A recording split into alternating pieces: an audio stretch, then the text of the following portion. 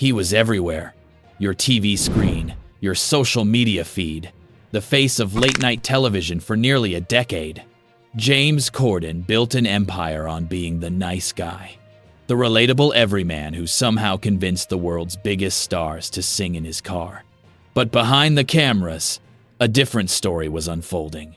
One of ego, cruelty, and a spectacular fall from grace that would make Hollywood history. This is the story of how James Corden became one of the most hated men in entertainment. August 22nd, 1978. Hillingdon, London. A middle-class kid named James Kimberly Corden entered a world that would eventually worship him and then destroy him. Unlike most overnight sensations, Corden's journey wasn't meteoric. It was methodical, calculated even. He spent his 20s grinding through British television, taking whatever roles he could get. Small parts, background characters, the friend who never gets the girl, the comic relief that nobody remembers. But Corden was patient. He was studying, learning, watching how the industry worked, how fame operated, how to position himself for that one big break that could change everything. And in 2007, that break arrived. Gavin and Stacey, a simple sitcom about long-distance relationships that Corden co-wrote and starred in. Britain didn't just watch it, they fell in love with it. The show swept awards ceremonies, BAFTA nominations, critical acclaim.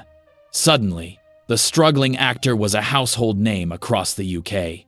He rode that wave into film. Some hits, more misses, but Corden was building something more valuable than a perfect resume. He was building a persona, the lovable, self-deprecating friend. The guy who'd make fun of himself before you could. The everyman who just happened to be surrounded by extraordinary people. It was brilliant. It was calculated. And it was about to pay off bigger than he ever imagined. March 2015. CBS made a gamble that shocked Hollywood. They handed their late-night show to a relatively unknown British comedian. American audiences barely knew his name. Craig Ferguson's shoes were enormous to fill. The late-night landscape was crowded, competitive, and brutal. But CBS saw something in Corden. A hunger, an ambition, and most importantly, a willingness to do whatever it took to win. Corden had a secret weapon, though. He understood something the television landscape desperately needed. The internet wasn't the enemy, it was the future. While other late-night hosts were still thinking in terms of television ratings and demographics, Corden was thinking viral, shareable, memeable. Carpool Karaoke changed everything. The concept was simple. Drive around with celebrities, sing their songs, be relatable. But the execution was genius. Adele sang and opened up about her life. Beyoncé grooved in the passenger seat. Michelle Obama rapped Hamilton lyrics. These weren't just TV segments. They were cultural phenomena, racking up hundreds of millions of views.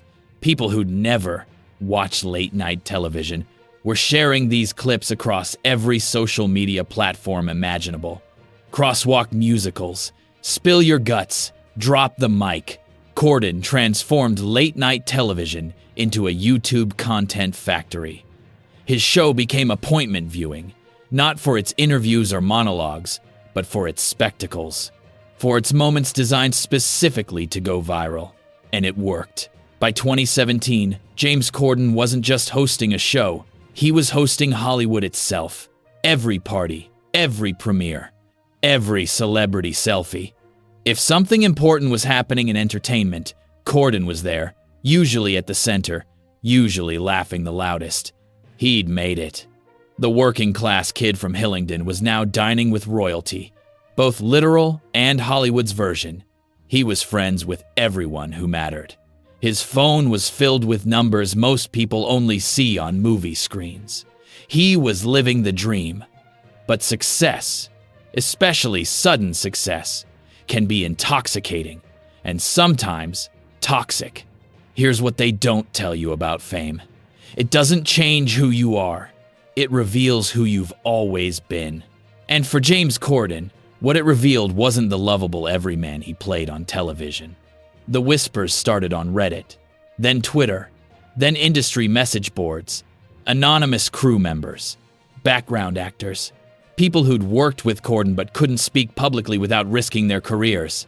The stories were consistent, too consistent to be coincidence, demanding, dismissive, condescending. Someone who treated staff like servants and fame like a divine right. Someone who was charming in front of cameras but transformed the moment they turned off. 2016. Sir Patrick Stewart, in a now-deleted interview, described Corden as very difficult to work with. The comment was quickly buried. His team went into damage control mode. The story died within days. Pattern established. Reports surface of Corden verbally abusing airline staff over a seating issue. His team denied it, called it exaggerated, tabloid nonsense. The story died. Another pattern established. But December 2019 brought something his PR team couldn't bury. Something so catastrophically bad that no amount of damage control could fix it. Cats. If you've blocked it from your memory, consider yourself fortunate. This wasn't just a bad movie. This was a cinematic nightmare that somehow cost $95 million to make. Digital fur technology that looked like fever dreams. Songs that went nowhere. A plot that made no sense. And Corden wasn't just in it. He was aggressively, unavoidably in it. Playing a character named Bustopher Jones, performing musical numbers that critics would later describe as crimes against cinema. Critics didn't hold back. Horrifying. Career-ending. Proof that humanity was a mistake. These were the kinder reviews. The movie bombed spectacularly, becoming one of the biggest financial disasters in Hollywood history. But what was perhaps more damaging than the movie itself was Corden's response. Instead of acknowledging the disaster, instead of leaning into that self-deprecating humor that built his career, he defended it. Loudly. Repeatedly. On every talk show that would have him, the lovable self-deprecation that built his career, gone. Replaced by someone who couldn't accept criticism. Someone who seemed to genuinely believe his own hype. The mask was slipping. Then 2020 hit. The pandemic. And suddenly, Corden's show went remote. Like everything else. No studio audience. No elaborate productions. No celebrity guests sitting across from him. Just Corden, a camera, and Zoom calls. And something became glaringly obvious. Without the production value, without the spectacle, without the celebrities doing the heavy lifting, the show felt hollow. The segments felt forced. The energy was completely missing. And audiences started asking a question they'd never asked before. Was James Corden ever actually funny? The numbers told the story. Viewership plummeted. YouTube views dropped. The algorithm that once loved him turned cold. His videos stopped trending. Comment sections turned negative. October 17th, 2022. A restaurant owner named Keith McNally posted on Instagram. Balthazar, his famous New York restaurant, had banned James Corden for being the most abusive customer to his servers since the restaurant opened 25 years ago. The details were damning. Yelling at servers over minor mistakes, finding hair in his food and demanding the meal be comped along with free drinks, treating staff like they were beneath him. The kind of behavior that would get anyone else thrown out immediately. This time, the story didn't die. It exploded. Because McNally wasn't anonymous. He wasn't scared of Corden's lawyers or his publicists. He was a restaurateur with his own reputation, and he was done. Social media erupted. Within hours, James Corden was trending worldwide, and not in a good way.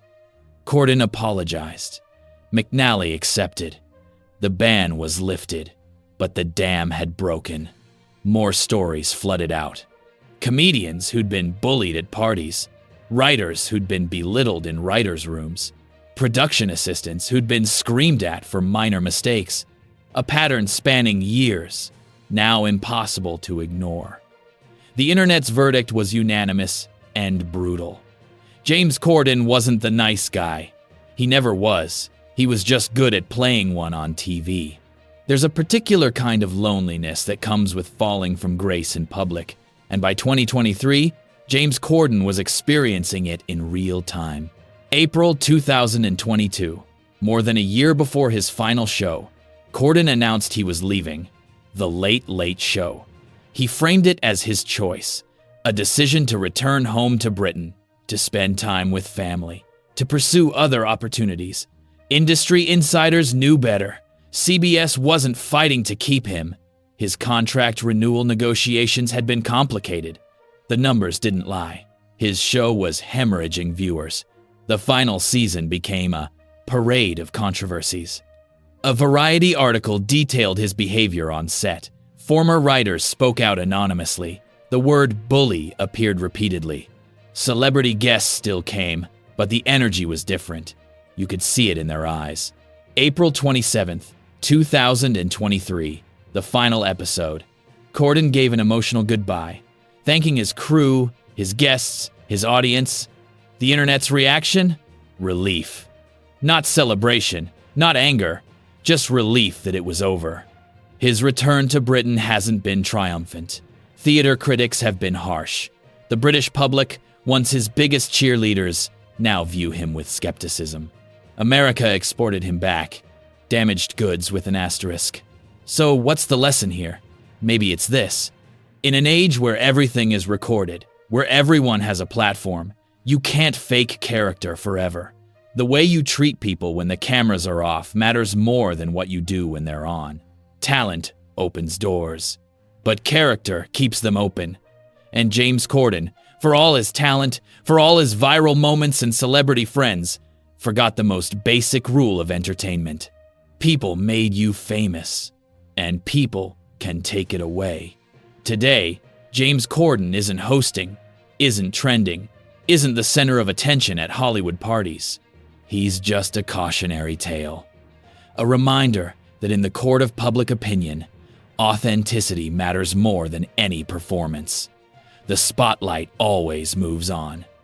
The question is, what does it leave behind?